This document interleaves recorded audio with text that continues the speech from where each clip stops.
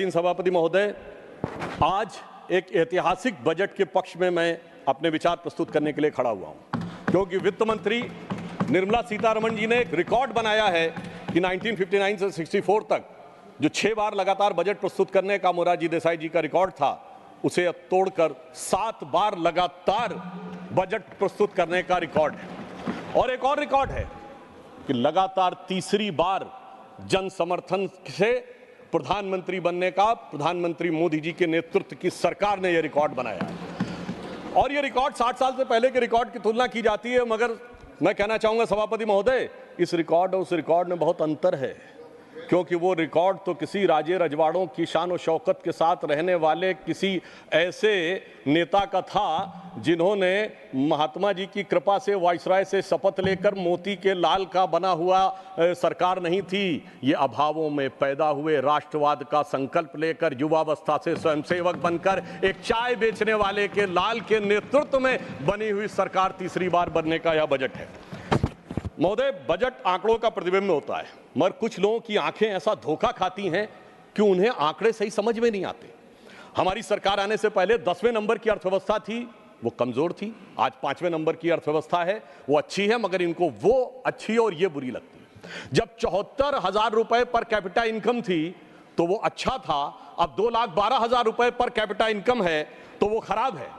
10% महंगाई अच्छी थी, 5% महंगाई खराब है।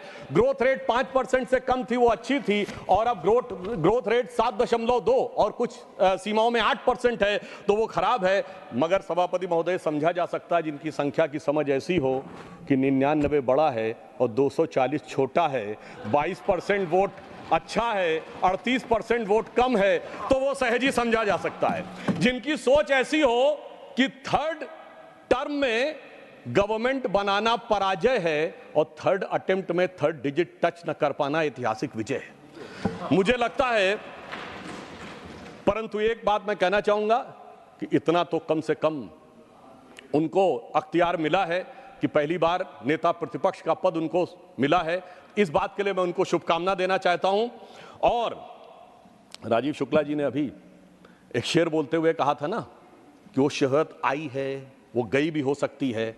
तो वो जिस ढंग के लहजे और जिस ढंग के तेवर दिखा रहे हैं, उनके लिए मैं कहना चाहूँगा, हमारे यूपी की एक शायरा है, इमरान प्रतापगढ़ी जी को याद होगा, उनकी बड़ी फेमस नज्म है कि खामोश लब हैं, झुकी हैं पलकें, दिलों में उल्फत नई नई है। मगर यहाँ तो उल्टा है, गुस्ताख लब हैं, तनी हैं बौहें, दिलों में नफरत नई नई है। मगर उसके आगे की लाइन है, जरा सा कुदरत ने क्या नवाजा जो आके बैठे हो पहली सफ में, यानी फर्स्ट रो में।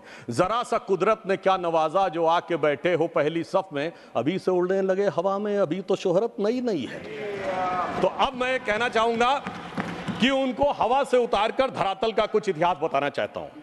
एक दौर था जब भारत में विकास की दर 1.25 से 2% रहा करती थी और कभी कभी शून्य के पास पहुंच जाया करती थी। आज भारत की विकास दर विश्व की समस्त अर्थव्यवस्थाओं में सबसे ऊपर 7% से ऊपर जाकर खड़ी हुई है। एक दौर था जब वर्ल्ड बैंक और IMF के सामने हम याचक की मुद्रा में खड़े हुए होते थे, और आज स्थिति क्या है कि वर्ल्ड बैंक के प्रेसिडेंट अजय बंगा ने जुलाई 2023 में कहा है, मैं कोट कर रहा हूं, amid global challenges I am more optimistic about India and its economy now that it has been a long time। लंबे समय के बाद भारत की अर्थव्यवस्था के प्रति मैं आशान्वित हूं।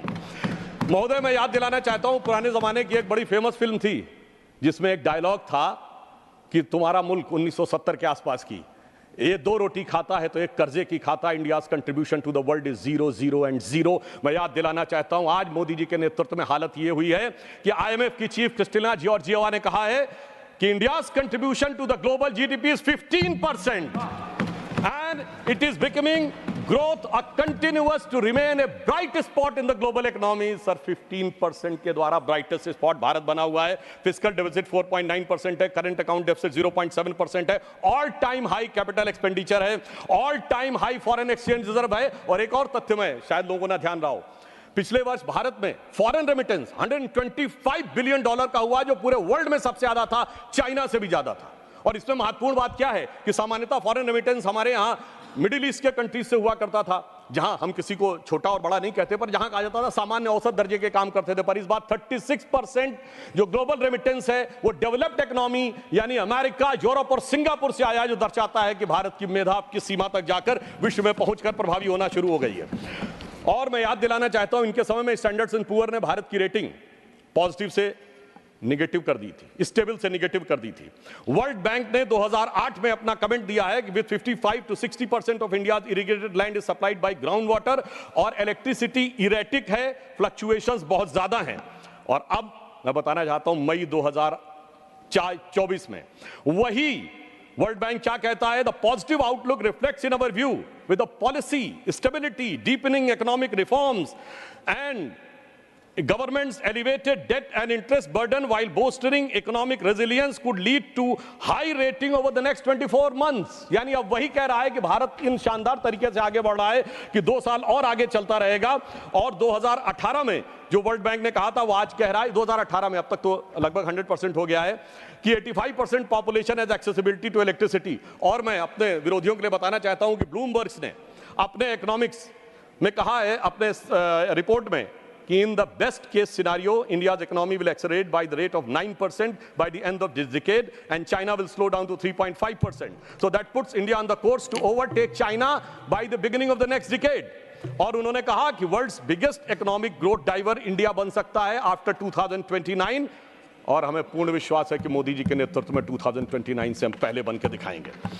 और उन्होंने यह भी कहा, in the most pessimistic scenario if India grows by 6.5% by 2037 India will be able to overtake China. मगर महोदय मैं ये बताना चाहता हूं, इन द पेसिमिस्टिक सिनेरियो, यानी अधिक निराशाजनक ढंग से भी सोचें तो 2036-37 में आगे हो जाएंगे।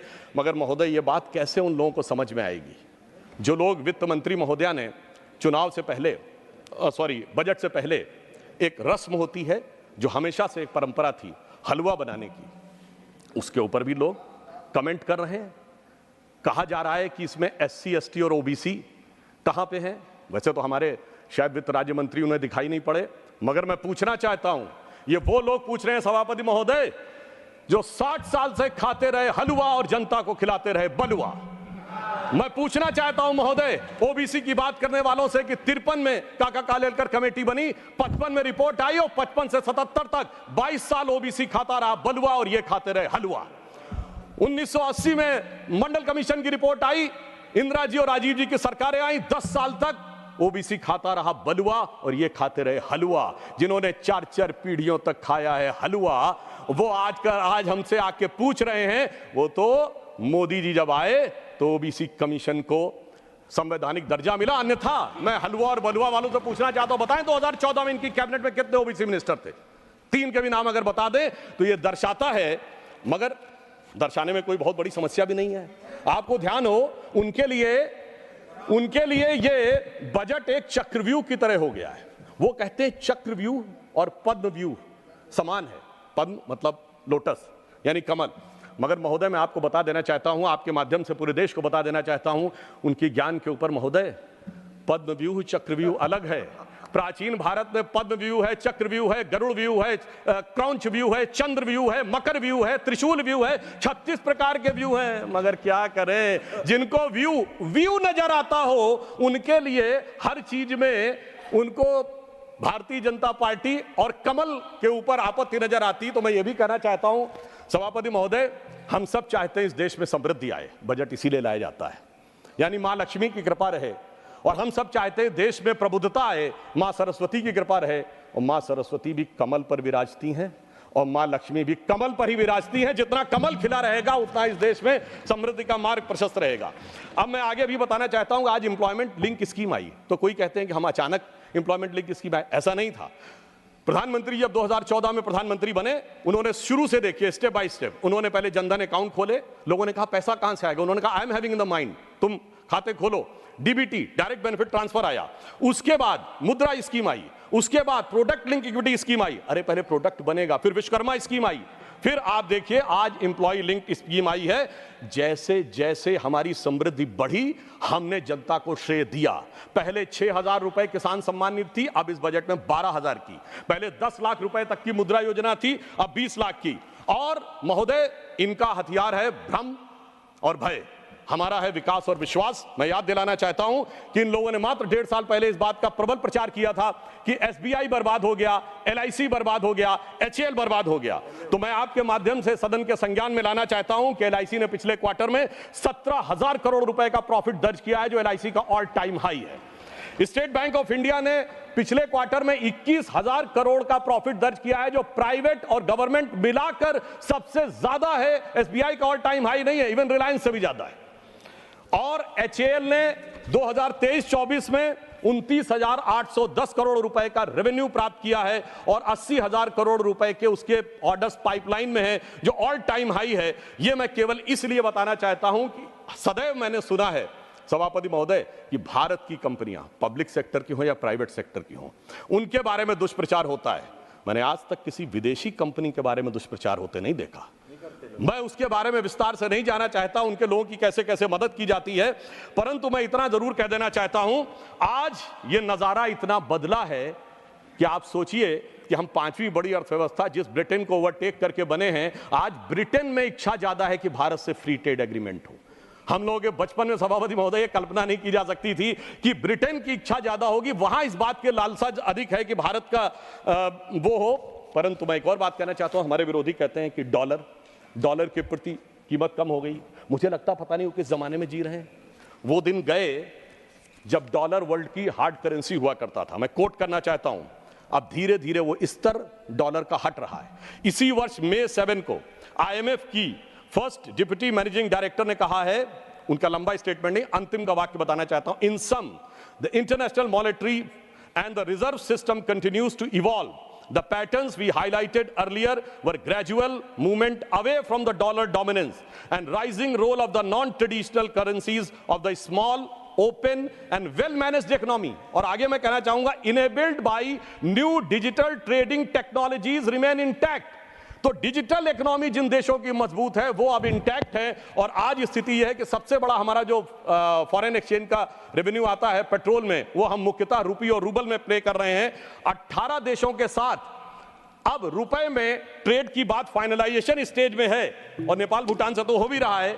तो मैं कहना चाहूंगा, हमारे लखनऊ में महोदय कहावत होती, अमा मियाँ वो दिन लद गए जब उस्ताद लल्लू का फाख्ते उड़ाया करते थे। तो मैं कहना चाहता हूं, अमा मियाँ वो दिन लद गए जब रुपया डॉलर की लैला हुआ करता था कि एक उनके सर के पीठ पे बेत पड़ता था तो निशान यहां बन जाते थे।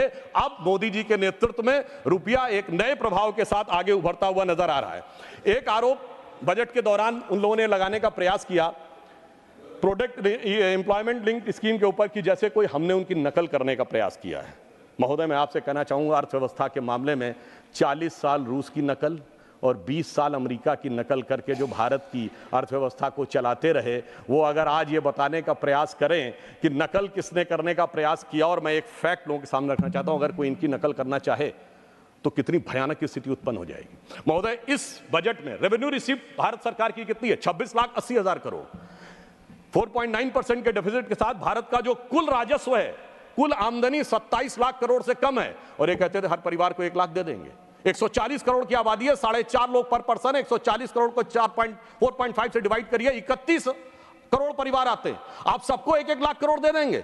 27 लाख करोड़ की कुल आमदनी और कहते हैं 31 लाख करोड़ दे देंगे। यह दर्शाता है कि यह हकीकत और किस प्रकार का भ्रम और भय फैलाने का प्रयास करते हैं। और इसीलिए मैं कहना चाहता हूं, ये कहते थे ना खटाखट 8,500 देंगे। मैं कहना चाहता हूं, जहां सत्ता में आए हो दीजिए ना, कौन रोक रहा है? आप राज्यों में भी सत्ता में हैं, चलिए राज्यों के पास पैसा कम है तो 6,500 ही दे दीजिए। मैं याद दिलाना चाहता हूं महोदय, जब हम विपक्ष में थे, मध्य प्रदेश में हमने लाडली बहना योजना तो अभी लागू की, लाडली लक्ष्मी योजना लागू करके दिखाई थी विपक्ष में रहते हुए। हमने गुजरात में 10% विकास दर और कृषि विकास दर करके दिखाई थी। हमने कर्नाटक में 0% rate of interest, financial liability की बात कर रहा हूं, फर्स्ट ईयर में किसानों के एग्रीकल्चर लोन पे करके दिखाया था। इसलिए ये करने में नहीं, किसी भी प्रकार का हल्ला मचाने में अधिक रुचि रखते हैं। और मैं इस बजट की एक और प्रशंसा करना चाहूंगा कि भारत की पहचान और सांस्कृतिक विषय को किस प्रकार से आगे बढ़ाना चाहिए, इसके लिए नालंदा, बोधगया और उड़ीसा के लिए जिस प्रकार के धन का आवंटन किया गया है वो बहुत प्रशंसनीय है। हाँ, ये जरूर कहना चाहूंगा, अभी हमारे मित्र इमरान प्रतापगढ़ी जी बोल रहे थे, तो मैं कहना चाहता हूं, हम तो भारत की पहचान उठाना चाहते हैं मगर इन लोगों के अरमान हमेशा पहचान छुपाने वालों के साथ ही क्यों लुके रहते हैं? ये जिस पहचान की बात कर रहे हैं, तो मैं कहना चाहता हूं महोदय, आज विपक्ष कहता है कि इस देश में हर एक व्यक्ति के जाति की पहचान होनी चाहिए और जाति का सर्टिफिकेट हाथ में होना चाहिए। उससे कह दिया जाए कि यदि सर्टिफिकेट जो आपका ऑलरेडी इशूड है वो दिखा दो तो पहचान को खतरा उत्पन्न हो जाना चाहिए। इसलिए मैं कहना चाहता हूं, इनके जानते हैं पहचान छुपाने वालों से अरमान कहां से जुड़े हैं? ये कहते हैं डबल ए। डबल ए का मतलब आप लोग समझ रहे होंगे। तो मैं कहना चाहता हूं सभापति महोदय, मैं इनसे पूछना चाहता हूं, ये स्मॉल ए से कैपिटल ए कब बने थे? डबल ए आप ही के दौरे हुकूमत में बने थे, मगर इनका कैपिटल अब डबल ए से भी बड़ा हो गया, सी डबल ए। वहां भी पहचान छुपाने वालों के साथ थे और आज भी पहचान छुपाने वालों के साथ हैं। इसलिए इनकी फितरत किसी भी प्रकार से बदलती नहीं है। मैं एक और फैक्ट बताना चाहता हूं कि कारपोरेट टैक्स को 40% से 35% किया गया है, तो कहते हैं कंपनियों को फायदा दिया जा रहा है। मैं बताना चाहता हूं, आज वैश्विक व्यवस्था का जमाना है। चाइना से मैन्युफैक्चरिंग कंपनीज हट रही हैं। यूरोपियन यूनियन ने चाइनीज इलेक्ट्रिक कारों के ऊपर 38% ड्यूटी बढ़ा दी है। तो एक मौका है भारत के पास। तो मैं इनसे पूछना चाहता हूं, चाइना में कारपोरेट टैक्स कितना? 25%, इंडोनेशिया में 22%, साउथ अफ्रीका में 27%। अगर आप कह रहे हैं 40% रहना चाहिए, तो मैं विनम्रता से और चुनौती से पूछना चाहता हूं, किसकी मदद करना चाहते हैं आप? किन देशों की कंपनियों की मदद करना चाहते हैं? यह बात आज देश के सामने बहुत साफ रुककर सामने आ रही है। और मैं यह भी कहना चाहता हूं, जिनको लगता है कि टैक्स स्ट्रक्चर को चेंज किया गया है, तो टैक्स स्ट्रक्चर का स्टैंडर्डाइजेशन किया गया है। लॉन्ग टर्म कैपिटल गेन हमारे सारे एसेट पे, जमीन हो, शेयर हो या सोना हो, सब पे 12.5% किया गया है। और जिनको लगता है कि कुछ सीटें कम हो गई हैं तो उनका हौसला बढ़ गया है, तो सावन का महीना है, जैसा कि इमरान भाई कह रहे थे, तो मैं सावन के महीने पे भी कहना चाहता हूं, कुछ दीपों के बुझ जाने से आंगन नहीं मरा करता है, कुछ पानी के बह जाने से सावन नहीं मरा करता है।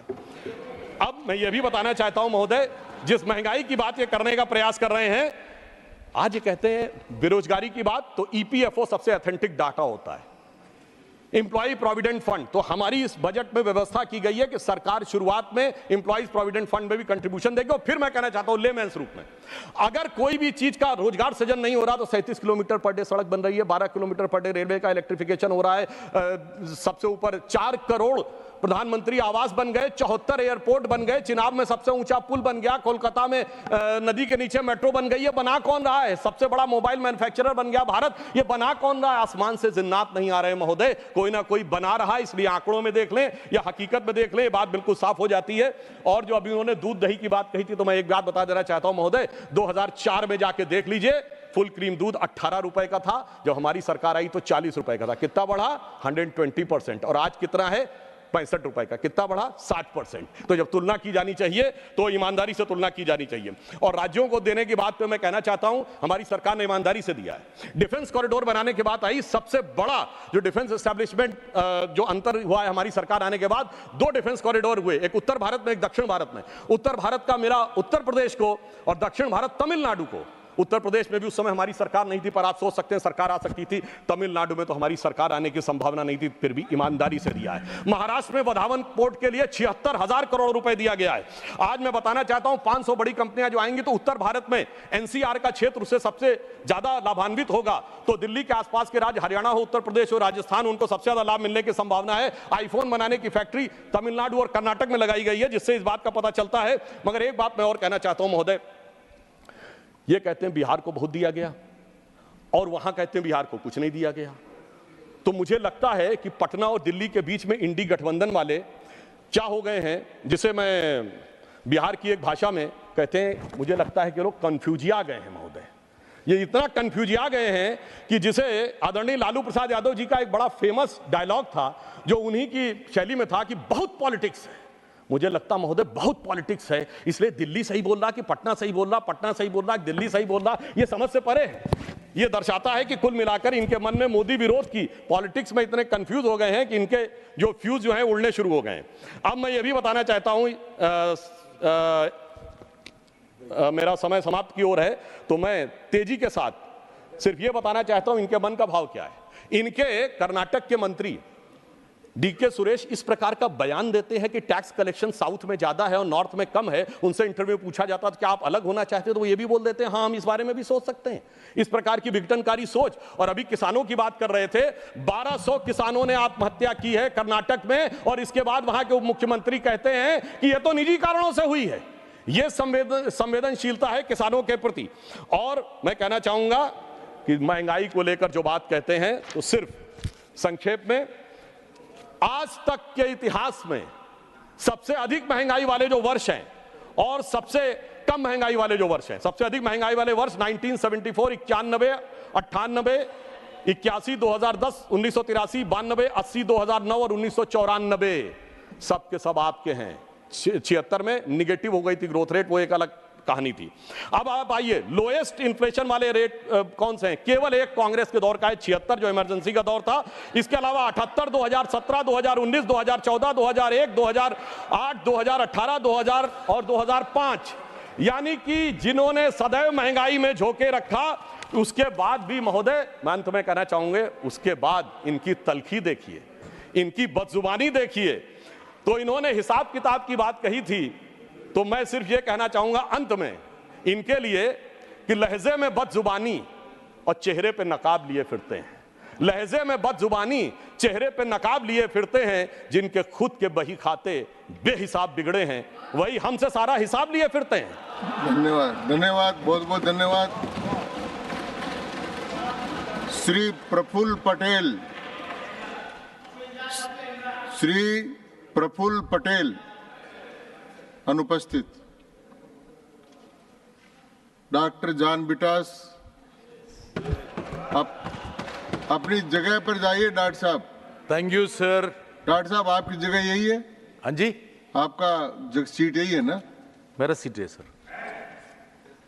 और कोई दूसरा सीट में जाना? हाँ, बोलिए बोलिए। Thank you very much, sir. Sir, I will give due credit to the Honorable Finance Minister. I will take a positive view of her budget. Please trust me.